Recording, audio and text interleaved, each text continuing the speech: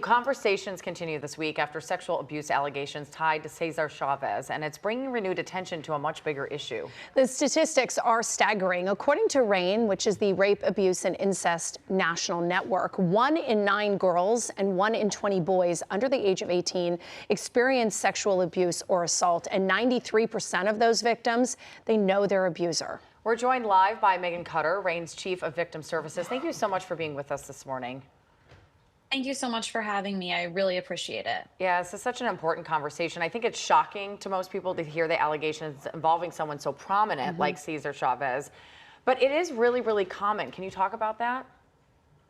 Absolutely. You know, cases like this one involving a prominent and very trusted figure can help remind us that sexual violence doesn't only happen between strangers or in dark alleys, and actually more often than not, and especially with children, it happens within families, within communities, and within institutions, because perpetrators are identifying victims to abuse who they know, who there might be a relationship of trust with that they can then exploit. So unfortunately, this is more common than we would all like to think or to believe.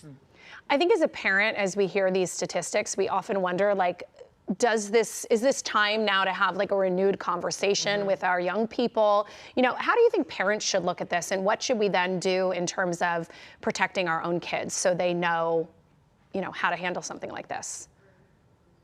This is absolutely a time to have that renewed conversation with your children. It is never too often to talk about this with them, and of course do so in an age-appropriate way. At RAINN's website, rainn.org, we have lots of ways to have that conversation.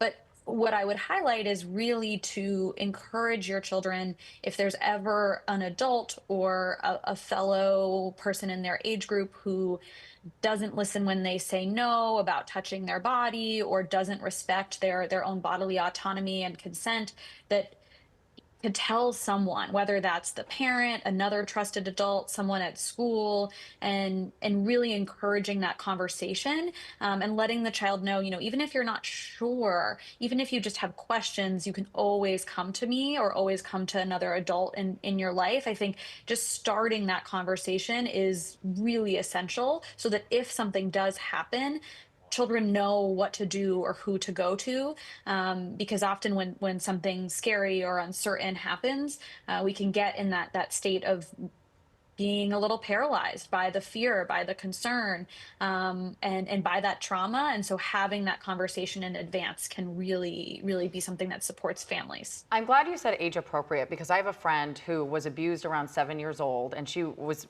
talking to her therapist, who said to her, have you shared with your son your abuse? And she said, well, no, he's only 6 or 7. And he said, well, think about how old you were when you were abused. I think sometimes we think that we can wait to have these conversations, but really you do have to have them pretty early. Absolutely. Yeah. Can you talk a little bit about, we've seen obviously even prominent people now come forward saying that they were the victims of abuse. Can you talk about the shame that many victims face and how that lasts sometimes for a lifetime?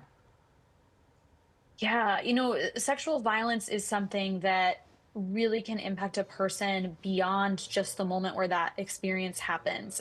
Survivors of sexual violence experience anxiety, post-traumatic stress disorder, depression at higher rates than survivors of other forms of violent crime. So we know this is something that really can stay with folks.